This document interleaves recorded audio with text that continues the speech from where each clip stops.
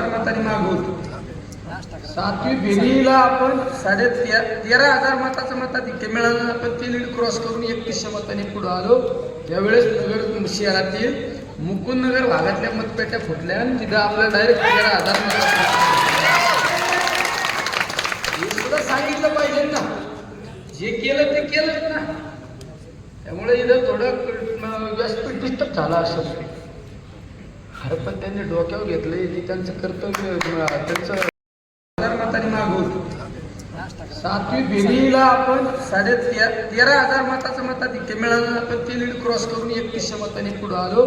त्यावेळेस नगर शहरातील मुकुंदनगर भागातल्या मतपेट्या फुटल्या आणि तिथं आपल्याला डायरेक्ट 13,000 हे सुद्धा सांगितलं पाहिजे ना. जे केलं ते केलंच ना.